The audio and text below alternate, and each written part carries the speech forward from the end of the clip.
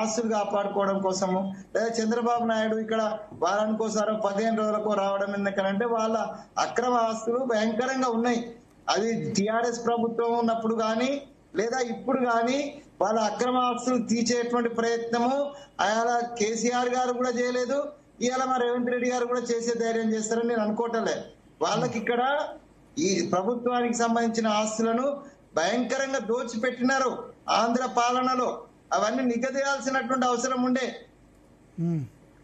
ఆ రామోజీరావు ఫిలిం సిటీకి సంబంధించి ఏం స్టేట్మెంట్ ఇచ్చిండు కేసీఆర్, ఏం జరిగింది? లేకపోతే అక్కడే పోయి ఆయన భోజనాలు చేసి వచ్చినాడు. ఈయన ఇప్పుడున్నటువంటి ముఖ్యమంత్రి మా కాంగ్రెస్ పార్టీకి సంబంధించినటువంటి ఆయన కూడా రామోజీరావు ఇంటికి పోయి వచ్చినారు. నేనేమంటున్నానంటే ఈ ప్రాంతంలో ఉన్నటువంటి ప్రజల యొక్క సంక్షేమం దృష్ట్యా ఆంధ్ర ప్రాంత నాయకులు ఎప్పుడు మాట్లాడారు వాళ్ళ ఆస్తులు సంపాదించుకోవడం, కూడగొట్టుకోవడం. ఇప్పటికి కూడా విడిపోయిన తర్వాత కూడా ఆంధ్ర ప్రాంత నాయకత్వానికి చంద్రబాబు నాయుడు అండ్ కోక్ గాని మిగతా ఈ వీళ్ళకి గాని తెలంగాణ వనరుల మీద దృష్టి ఉంది. తెలంగాణ వనరులను ఏ రకంగా కొల్లగొట్టాలనేటువంటి ఒక దురుద్దేశం ఉన్నది తప్పితే వాళ్ళకి ఈ ప్రాంత ప్రజల మీద ఏ విధమైన ప్రేమ అభిమానాలు లేవనేది చాలా స్పష్టం. జాతీయ పార్టీగా మేము రాజకీయంగా ఎవరైనా రాండి, ఎవరన్నా రావచ్చు, ఎవరన్నా పోవచ్చు. ఏదో గోరటెంకన్నా అది ఉన్నది కదా పాట, నువ్వు రావచ్చు పోవచ్చు, పోటీ కూడా చేయొచ్చు. నేనేం దానికి అభ్యంతరం పెడతలేను. సభలు పెట్టుకోరాదా? సభలు పెట్టుకోరాదా? ప్రాంత ప్రజలు ఒకసారి సుభాష్ గారు మిమ్మల్ని ఏదో అడగాలనుకుంటారు. సుభాష్ గారు, ప్రాంత ప్రజల యొక్క మనోభావాలను దెబ్బతీసిన, పోరాటాన్ని కించపరిచిన, ఈ ప్రాంత వనరుల మీద దృష్టి పెట్టిన, ఈ దోచుకోవాలని ప్రయత్నం చేసినా డెఫినెట్ గా అడ్డుకునే కదా. కత్తి వెంకటస్వామి గారు, పవన్ కళ్యాణ్ పర్యటన వల్ల ఇప్పటివరకు ఏమైనా శాంతి భద్రతల సమస్య వచ్చిందా? ఏం రాలే కదా. ఏం రాలేదు. పోలీస్ ఆ రోజు 2 జూన్ అండి, ఒక సెన్స్ ఉన్నటువంటి నాయకుడు ఏది ఉన్నట్టు ఉంటే 2 జూన్ నాది ఇక్కడ పండుగ చేసుకుంటున్నాం. వాళ్ళకు నిజంగానే ఆంధ్ర ప్రాంత వాళ్ళకు తెలంగాణ విడిపోవడం కరెక్టే అనుకుంటే 2 ప్రాంతాలు ఏర్పడితే జూన్ 2 నాడు వాళ్ళు కూడా ఆవిర్భావ దినోత్సవం చేయాలా. అది చేయకుండా ఇక్కడ వచ్చి ఆవిర్భావ దినోత్సవం రోజు వచ్చి ఇక్కడ వచ్చి నేను తందనాలు ఆడుతున్నానంటే ఇక్కడ ప్రజలు ఏమన్నా ఉట్టిగా కూర్చుంటారా అండి? ఆవేశ కావేశాలు ఉన్నాయా? సెన్స్ ఒక నాయకుడు అతను. సుభాష్ గారు, సుభాష్ గారు ఒక్క నిమిషం, సుభాష్ గారు ఏదో అడగాలనుకుంటారు. కత్తి వెంకటస్వామి, తెలంగాణ ప్రాంత ప్రజలు పండుగ రోజు పండుగ చేసుకోకుండా పానకంలో పుడకలాగా వచ్చినటువంటి వ్యవహరించినటువంటి తీరును మనం అందరం కూడా రాజకీయం పేరుతోటి ఎగ్జామ్షన్ ఇస్తున్నాం. కానీ it is shame on part of is political appearance also. Subhash గారు ఒక్క నిమిషం, వెంకటస్వామి గారు, సుభాష్ గారు ఏదో అడగాలనుకుంటారు అప్పటి నుంచి మిమ్మల్ని. ఎస్ సుభాష్ గారు. ఇప్పుడు కాంగ్రెస్ పార్టీ మైండ్ సెట్ చూడండి సార్. మన అంటే వెంకటస్వామి గారు అంతా సీనియర్ నాయకుడు. కాంగ్రెస్ పార్టీ 120 సంవత్సరాల చరిత్ర ఉన్న పార్టీ, 60 సంవత్సరాలు కాంగ్రెస్ పార్టీ ఈ రాష్ట్రాన్ని అంటే ఈ దేశాన్ని రూల్ చేసిన తర్వాత కూడా విభజన, డివైడ్ అండ్ రూల్ అనేది ఇంకా మైండ్ సెట్ పోలేండి వాళ్ళకి. పాపం అదే ప్రాబ్లం. అందుకోసం వాళ్ళు అన్ని రాష్ట్రాలు ఏంటంటే ఓడిపోతున్నారు. ఇప్పుడు రోహింగ్యాస్ ఉండొచ్చు తెలంగాణలో, హైదరాబాద్ లో రోహింగ్యాస్ ఉండొచ్చు, పాకిస్తాన్ ఉండొచ్చు. మాట్లాడద్దు సుభాష్. రోహింగ్యాల గురించి మేము మాట్లాడలేదు,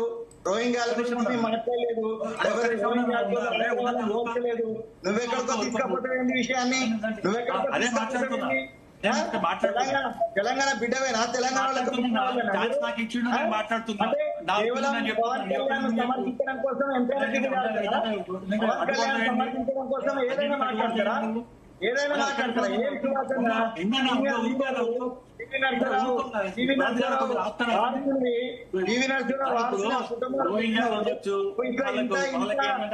ఇవ్వచ్చు, వాళ్ళకేంటంటే ఓటర్ చేయొచ్చు.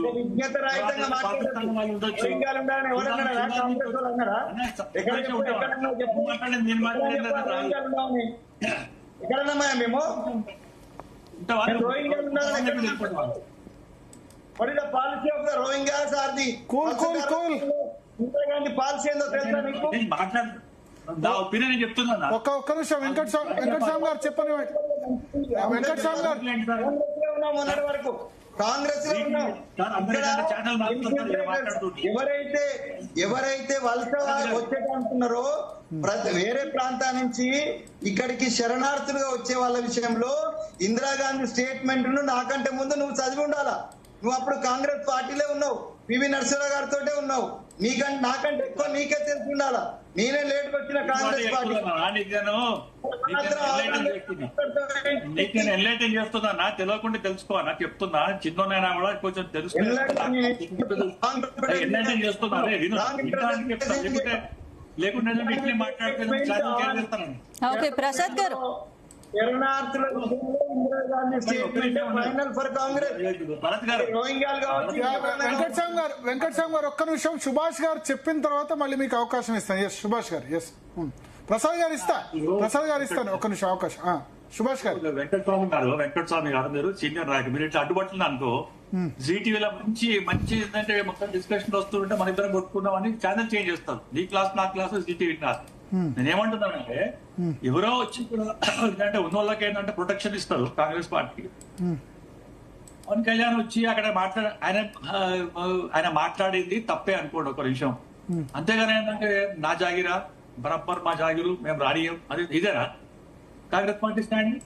కాంగ్రెస్ పార్టీ ఏం కదా ఇది అంటే రీజనల్ పార్టీ కదా. అంటే 120 సంవత్సరాల కాంగ్రెస్ పార్టీ మొత్తం దేశంలో ఉన్న రాజ్యాలు అన్ని మంది పోయిన తర్వాత ఇప్పుడు తోక పార్టీ అవుతుందా లేకుంటే రీజనల్ పార్టీ అవుతుందా? రీజనల్ పార్టీ ఏంటంటే సెటప్ మన ఏంటంటే మెంటల్ సెటప్ ఎందుకు పోతున్నారు మీరు, మైండ్ సెట్ ఎందుకు పోతున్నారు?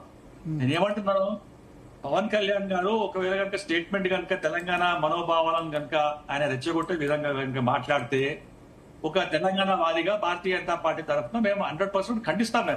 ఏంటంటే మేము సపోర్ట్ చేయము. ఎందుకంటే మీకన్నా ఎక్కువ ఏంటంటే తెలంగాణలో మేమేంటంటే పోరాడుతున్నాము, మా వల్లనే ఏంటంటే తెలంగాణ వచ్చేది. అంటే మొత్తం అంటే గుర్తుపెట్టుకోండి, మీ తిరిగి ఏంటంటే డబుల్ స్టాండర్డ్ చేయలేము మేము కాంగ్రెస్ పార్టీ తిరిగా. అంతేగాని ఇట్లా మాట్లాడు కానీ మేము ఇక్కడికి ముందంటే మొత్తం గిరిగినాం అంటే తెలంగాణ కూడా భారతదేశంలో ఉంది, పాకిస్తాన్ లో లేదు. ఇదేంటంటే ఏంటంటే బనానా రిపబ్లిక్ కాదు, ఇండియన్ రిపబ్లిక్. దేశమంతా ఒకటే ఉంటుంది. భారతీయ జనతా పార్టీ లీడర్లకు జ్ఞానోదయం కాదు. వాడు కూడా సూర్య అనేటోడు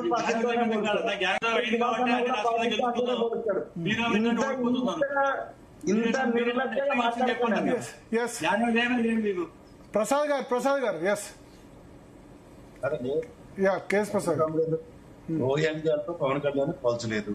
రోహింగ్యాల విషయంలో ఇప్పుడు దేశ జాతీయ భద్రత అజిత్ దోవల్ ఉన్నాడు, అమిత్ షా గారు జాతీయ హోంమంత్రిగా ఉన్నారు. ఎయిర్ పైన ఎవడైనా ఆపుతున్నాడు మిమ్మల్ని? మీరు తీసుకుంటారు అప్లికేషన్ ఎంఐఎం